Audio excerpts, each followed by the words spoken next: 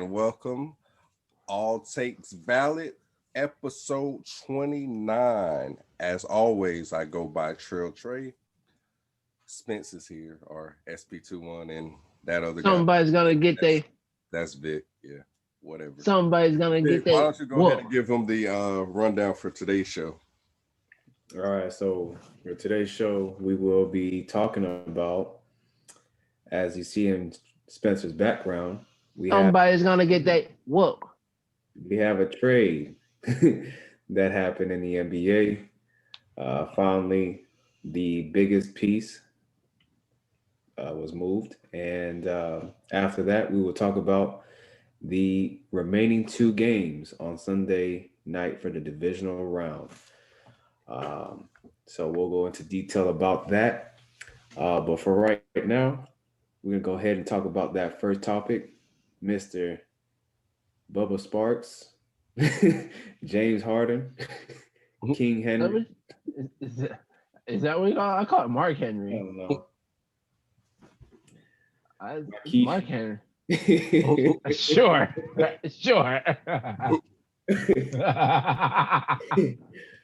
The Brooklyn Nets have officially traded James Harden to the Brooklyn Nets. Spence, you can give us the details on that. Okay, sure, because you just confused me. So the Rockets traded. Oh yeah, the Rockets has traded James Harden or Mark Henry, as you see in this picture, because right now his weight, he looks like Mark Henry, to the Brooklyn Nets. Now, no, ladies and gentlemen, this space is not because of a trade. That's just Kyrie not showing up for games. So before I go into details, gentlemen, because I guess you give me the NBA sports analyst kind of thing. So real quick question. So Trey, real quick, who won?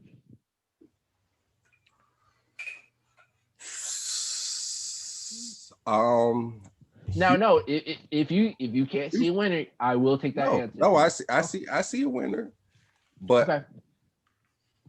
I would say overall, Houston won. Okay. They were able to recruit more than, remember we talked about this earlier in the year. Yep. And I didn't think they were going to be able to get near what they got to grade them. I didn't think the team was going to give up this amount. But I will say this for Brooklyn. If they can at least win one in the next 3 years, it's worth it. Okay. I still think Houston won. Right. In the long term, yes. If the Nets get them one, if the Nets can get them one within the next 3 years, okay, it's worth it. It's all worth it at that point. Okay. Now, if they don't get none, then yeah.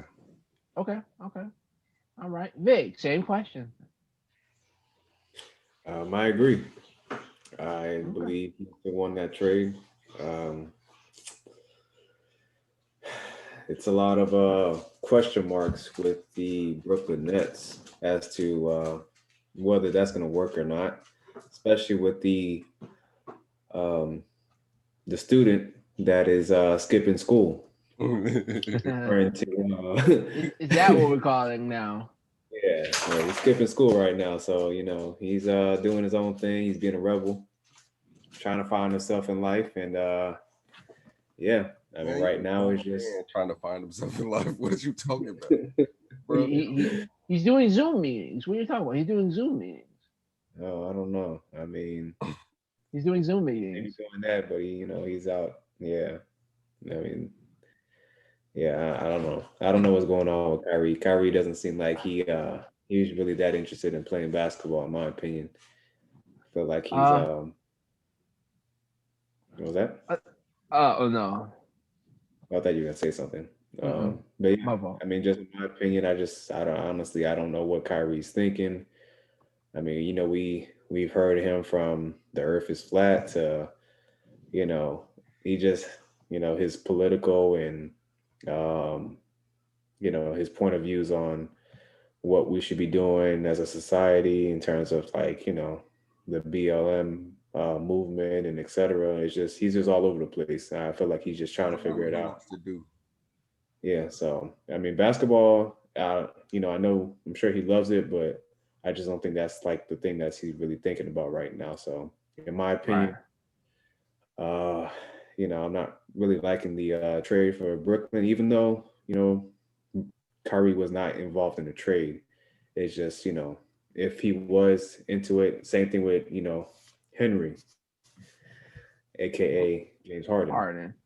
If he was in better shape, I'm sure he can probably get himself into shape, but still just, it's a big deal with injuries, especially if, you kind of just don't take, you don't go through your workout regimen like you normally do. And, playing in like how we seen last year with the, what's the rookie for the New Orleans Pelicans? Oh, Zion. Zion? Yeah, how everybody was talking about him being overweight. Obviously, the injuries. If like Shannon Sharp said that plenty of times, if he lost some weight, that he can be a beast. He can be a great player. But right now, it's just his weight issues have caused him to have injuries and just not not really being able to display the best of his abilities. So I mean, it's just kind of all jacked up right now for Brooklyn. But feel bad for KD. He's one of my favorites in the NBA right now. It's just yeah, it's a big situation. So Houston wins in my opinion. All Everybody right. else Well, taking little pieces, but it's nothing crazy. right. Well, gentlemen, the winner is Houston. With the trades that they able to accumulate and the picks they were able to grab, I think they're set now. I think they not only reverse the damage they caused, but I think they able to get more some in advance with this. Victor is probably on his way out. I love Victor Oladipo. I think Victor Oladipo is one great player. It's just that he's very injury prone. That's the only thing that sucks about it. But for that team and what they're trying to accomplish, I think that's a good fit. Chris Levitt is a pacer now, which means they will have to see each other in sometimes down the road, and that's pretty good for Chris. Chris was, I believe, all of that team that other than Spencer Dinwiddie or Joe Harris that was able to step up and maybe flourish out of the shell that he's was in because we started seeing specs of like, oh man, he's actually pretty good. Hopefully he's better than Ronnie Hollis Jefferson because man, he left, went to the Raptors, didn't really make noise that really he should have, but I think there's still time. But for Chris, this is a good opportunity to go to a new team, expand, develop yourself as a scorer. The Jarrett Allen thing, it had to happen. They weren't planning to resign him, so they had to trade him. If not, they were going to let him walk. So that the only person that really lost in this is him. This is KD. Why? Because he has a point guard that's not even showing up for games, and the shooting guard he has to play with since what 2015, and that looks like he just gained over 50 pounds. Like, Yeah. bro, I understand you don't want to be in Houston. I get it. We can't let yourself go. Don't let yourself go. Because even if that, you're still a marketing brand. People still have to look like, okay, he wants out. Let me see why he wants out. You look like Mark Henry, bro. Like, and I'm like, I gotta see how it works. Everybody's like, oh no, how's it gonna work? Kyrie and James Harden, they both balled on him. And I'm like, it doesn't have to be like that. If one of your players not even showing up for games, if KD's not showing, no, not KD. If Kyrie's not showing up for games, you don't have to worry about ball hogging. Kyrie's not there. I just wonder how it's gonna work out, So Kyrie and James Harden if that's they both now on the same. now here's the thing. It can work. It can, but they have to run a 7-second offense, which is barely dominant by Mike D'Antoni's offense. Of course, that's why Steve Nash is coach because of that. Now how if they want success, they're going to have to put some people got to put pride aside. Now we know KD can do it because he did it with the Warriors, so we don't have a problem with KD doing it. It's y'all other two that I'm worried about, because if y'all want this championship, somebody might not get the ball all the time. Yeah. And so what do you want? Stats or a ring? Which one you want? You want to cry? You want to, in the words of Freddie Gibbs, you want to cry in Corolla, or you want to cry in this Maybach? Which one you want to cry in? So, so you gotta pick. You gotta choose. This can work. It's just that the people on the other side that need it to work is one is overweight and the other one is a ghost. Honestly, I feel like, I mean, to me personally, I think there's a possibility, and I'm sure y'all probably think the same thing, but there's a possibility, Kyrie might be out the door. This might be a one and done. Or yeah.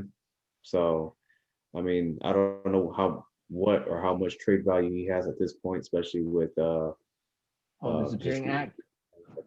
It's just every team he's pretty much been on, whether it's the Cavaliers, the Boston Celtics, even now with the Brooklyn Nets. Yeah, it's an issue. So it's just like, again, like I was talking about, like, I don't even know if he wants to play basketball like that. So it's like, if he decides he wants to retire type of deal, I would not be shocked to hear that. Or whatever. My thing is this: if you want to fight for social injustice, all that, and man, if that's fine, man, I'm 100% with you, bro. I'm with it, but you gotta understand, this is also a job. People are paying you to see you play. Like you're ducking off and not playing games. Not even if you're injured. Not okay. Like if you're injured, COVID. This way, you look at Colin Kaepernick. If he was trying to fight for social justice and they banned him from the league, it's a difference. Right. He's not showing up. There is two different. Right. He wanted to play. They won't let him play. Exactly. And you make a bigger, I guess, you have a bigger platform in actually playing, and then and now you're not doing these things, but now you're just gone, and not even COVID, not even injury, you're just not here. And your coach got no say. He's new. It's Steve Nash. Steve Nash used to be a player. He's not gonna be like, where are you at? When the GM and the coach says, we don't know, he'll be here. If not, we'll still play. That's crazy. I'm paying you millions of dollars. You're shooting up. If you're not injured. I also did hear that it could have been just a ploy that, because if he was playing and he was, around, maybe they would not have backed down off of trying to do a trade for Kyrie. So maybe this was some bigger, deeper plot, which I doubt that's what the case is. I doubt it. Kyrie's just doing what he wants to do. Kyrie's just doing Kyrie. And but it has potential definitely to work if they all come together. Like I said, it does have the potential to work. Think about it this way. Just think about it from a small standpoint. Just a small standpoint. KD, Harden, and Westbrook made the finals. Kyrie can shoot better than Westbrook can shoot. Right. Harden wasn't the scorer that he is now back then. Right. Right. So if you just look at it from a small standpoint like that, they do have a chance. It's about them gelling. They have a chance. Usually it doesn't happen the first year. No. As I said, this could be a one and done thing. It can work, guys. It can work. But the two people that need to work, one's missing and one's overweight. Yeah, it's It's going to be a problem. I mean, for one thing, I could say, though, it's an upgrade over KD's, well, somewhat of an upgrade over KD's original OKC team, Yeah. meaning Kyrie over Westbrook. I'd take him all day. Yeah. But that's if he's able to play, if he wants to play. But it's sad that we have to ask. It's like, yeah, I'll take Kyrie over Westbrook, if he's playing. yeah, if he's playing. If he's But playing. I mean, even now with James Harden, the way he is now compared to OKC James Harden, he's pretty much a walking bucket, even at his current weight. Like he's shown that he can still score when he wants to play, but so. How do y'all feel about? I've been seeing mixed things about him leaving Houston to begin with. People, how the typical thing is. People like to burn the jerseys when the people leave, and to be honest, if I was a real Rocket fan, this time was coming. My thing is, if you're on a team for 10 years and you can't get none of it right, we have to let it go, man. We have to let it go. We have to. I think it's just more so the way he went about it. That I will give people. The way he went about it, yes, I will give that to people. But if he's like he still plays, showed up, and say, look, I gotta go, guys. Yeah, because this ain't working. Like you seen what DeMarcus Cousins said about right. He said the disrespect didn't happen that night. The disrespect happened since training camp. Yeah, so that part of it, I think you can't be mad at somebody for wanting to leave, but right. No. The way he went about it is probably what's right. It was rubbed the wrong way, just like his. He's been a problem though everywhere he goes. So I've foreseen this happening with Kyrie. I mean, not Kyrie. I'm talking about KD. Oh, well, no, KD was a free agent. I mean, you can be mad, but he was a free agent. He can go wherever. Yeah, but go. Yeah, true. He was. Yeah. No, I'm fine with it. It's just I'm saying with other people, it's like, bro, we almost beat them. Why would you join them with somebody we almost? I mean, that's a narrative that people like to spin. But put it this way: if I'm KD, if I'm in the league, to the same extent, I'm trying to get my opportunity to win my championship because this is what they do. They were saying KD's great, but can he win the title? Can he win the title? So when you don't have that championship, they break you down. But then when you go get one, now his championship don't mean nothing. No, which one it is? No. For me, it means everything. It means everything. I mean, some people can do it. Some people's GMs believe in them more than others. Speaking of like, this is like, I don't know if you guys seen the point that Shaq made about Harden, and this is true. Houston's GM, they pretty much gave Harden everything he asked for, every opportunity, and at the end of the day, he did not deliver. That's true. And then they pulled up the stats. Pretty much when the game pretty much was on the line, he didn't show up when he needed to. The only thing that Chris Paul, Chris Paul getting hurt probably is what derailed them from beating Golden. Right. But if you're supposed to be the star, Chris Paul is supposed to be, second fiddle to you in a sense, or you're right. You're Robin. He shouldn't be the main key focus. I mean, sure, it sucks that he's gone, but the offense should not look in shambles. Yeah, he didn't do anything when he's gone. The offense was in shambles. To me, I mean, I agree. I agree. I guess 50-50. Like I'm half on what Shaq said about James Harden. The other half I want to say is the coaching, with the play style that his former coach had. Oh yeah, more so.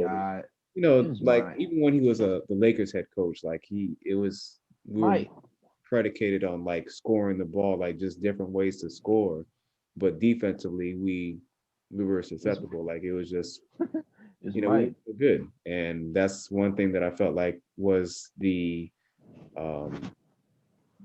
biggest threat to their chances of, becoming a championship caliber team, to where it's like they focused so much more on the offensive side of the ball to where they kind of like just forgot about the defensive side. Of course, they improved last year to some degrees, but it's just, I felt like, the coaching, if you had a better coach in place with maybe a few different players, it probably would have been a different outcome defensively. Because, if you have a few stops at that game, there's, less opportunities to where later on in the game, they won't have to rely so heavily on James Harden to do everything all throughout the game. But again, I do agree that, yeah, they pretty much placed everything that they needed, but it was also based on the personnel that they needed to score the points that they needed. But again, James Harden has shown us that he has failed during, clutch moments on the biggest stage or near the biggest stage, whether it's the conference finals or the NBA finals. So, yeah. I'll agree with you 50-50, because you have to understand at that time period, especially with the Mike D'Antoni era. Yeah. Mike D'Antoni era was a very small ball offense. So like their tallest player before the whole Tyson Chandler and all that was PJ Tucker. Yeah. That cat 6'9". So you're telling me he's going against a 7'2" Anthony Davis, and we're gonna put fire on the Lakers? Like, no. I mean, no. PJ Tucker's not known for that. He's not. No. It definitely was gimmicky. I mean, I've only seen small ball work maybe twice. It only worked twice, and this Golden State. True.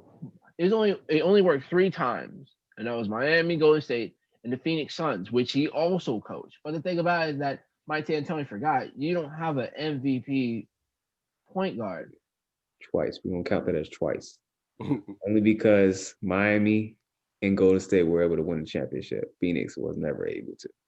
That proves the point. That proves my point. Thank you, Vic. So that proves my point. You have a coach that's been running an offense for almost 10 years and has not won a championship ring, and you still let him do what he does. Yeah. That's what I'm saying. Other than that, man, I get it, man. There's some times that you be on a team, you want to go out there, flourish on your own as a scorer, and try to do it. But sometimes, man, you need help. Sometimes you need help, and I feel like the Rockets franchise has given him most help that he could. Gave him Dwight, Carmelo, gave him anybody he pretty much asked for. Chris Paul, Ariza, Covington, Capella. They gave him Tyson Chandler. They gave him almost the keys. We gave you your old teammate. We gave you back your old teammate. And you can't win with your old teammate? Like, all right, bro. So I think it was just time. It could have been a better way of handling it, but it was time for both parties to move on. No, when I'll say this to add a little sizzle to what you just said. Now, if the Houston Rockets were actually really trying to win a championship, do you think it would have been a better move to go all out and get a player like Anthony Davis? Give me a time period. You're talking about during this last year before he went to the Lakers. Actually, last year. All right. So before, okay, that's what I mean. All right, so before we went to the Lakers. Okay, so all right, so in words of Trays, where that's what I was trying to figure out. So like when he was saying, "Yo, I want to leave New Orleans." Yeah, that should have been a time that. Yeah, perfect. Yes, because that's the missing piece. Yes, they could have, because before then, before the Russell trade happened. So if I was them at that time period and they had Chris Paul at the time. Chris Paul was over there too. Yeah, that Chris Paul was still a Rocket. So in order to do that, I would trade some picks. Chris Paul, because the Pelicans need a point guard. because Elf at that time period, Elfin Payton wasn't doing jack, and Drew Holiday was still the shooting guard, but he was the point guard to run the offense. So if I was them, yeah, I would have traded.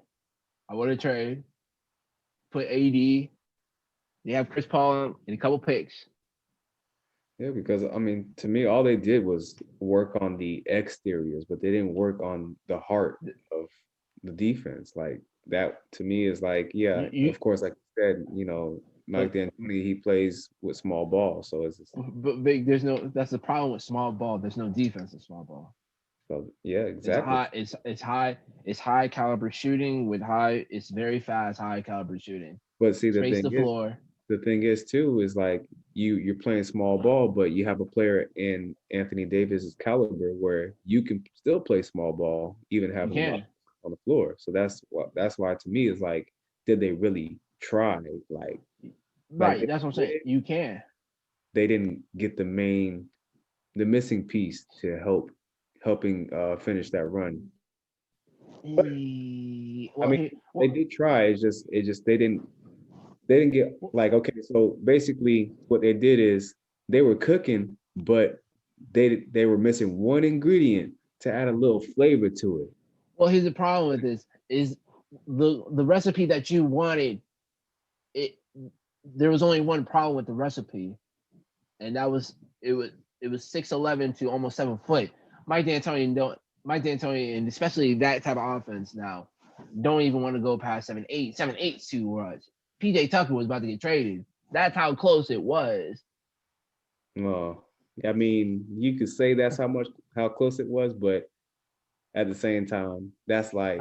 I mean, it's Anthony Davis. I get what you're saying. It's Anthony Davis. I get it. I get it. Don't get me wrong. I get what you're saying. I get what you're saying. But to me, like that's just like how people talk about what people see who don't season compared to people who do season their food. Right. You can tell who seasoned their small ball offense and who didn't season their small ball offense. So it's like, even though you're putting all this stuff together. Also, I think just just even smaller than that too, on a smaller scale than that, in both of those other situations, I can say that there were better shooters around them in Miami and in Golden State than what. Oh, most definitely. Because here's the thing. So you're trying to run small ball, you don't even have great shooting. I won't say efficient shooters. They probably were efficient, but they weren't. Oh yeah, they weren't amazing. Ray Allen and all them boys. They got the off-brand they got the greater value one. Right. Greater value one. Right. So it's like they try. You can see they're putting the effort, but they're trying. It's not the same, But that's what I'm saying. So I'm saying this right here, gentlemen, this right here, in the closing segment, this right here is scary. It can be scary. But once again, on 2K, that's cheating. Yeah. I mean, people are still going to use the Lakers. Might as well use them. Listen, I understand. This can be scary. This picture can be scary. Jokingly, it is. It can be scary. Spoiler alert: the Lakers still repeat. How I'm feeling right now. That's how I'm feeling. That's how I'm feeling in January. We'll see. I'm gonna say, talk to me after All-Star games, which is still a possibility. But right now, let me talk to me after All-Star games. As long as no injuries, I agree. But this could be scary. But the person that doesn't show up for work and the person that looks like they ate too much at work has to come together and actually work together. Not just at work, before and after. That's true, but they have to come together and actually make this work. Because now you let Jared Allen go, which is probably in the past 4 seasons has been in the top 5 in blocks. So your interior defense is gone now because you have a 35-year-old DeAndre Jordan. What's he gonna do? Yeah. Spencer Dinwiddie's injured, so that's another key piece of your offense that's on the bench. They're not worried about defense. They're just gonna outscore. Of course, and that is the rocket effect. But now you have better scorers around Harden in this situation. Now, KD's the if this, bucket. now, Kyrie if this is doesn't, the bucket. no, listen, if this doesn't work, James Harden can't say nothing now.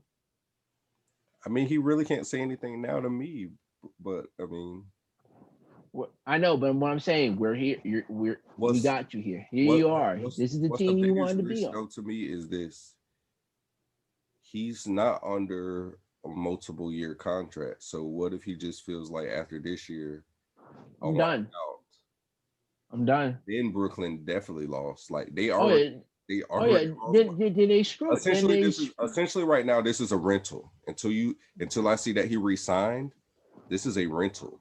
This is right. this is Kawhi. Right. But This is the that worked Raptors out. all That over worked again. out for the Raptors though because he won them a championship and then he bounced. We'll take. What if you don't win it? Yeah, if the Brooklyn don't win nothing, then guess what? And He then bounced. you ain't got picks for Now what? You ain't got picks to 2029. 29? That's a long ass. That's a long time. Sorry, but that's a long time. Yeah, think about that. That's 8 2029. years. You know how long 2020 was? That's You 8 guys- years. You know how much you guys much ain't drafted. players can go by in 8 years? But again, like I said to start, if they can win, if Ugh. Harden commits, he resigns. This comes together.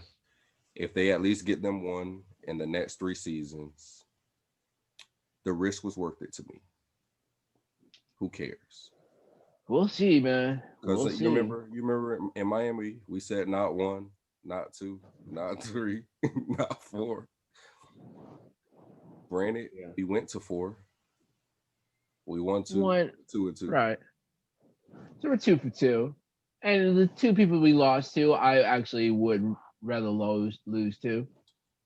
We really should have been 3 and 1. Should have. But I don't mind losing to Dirk. Y'all it's a good show up. Y'all can't show up year 1.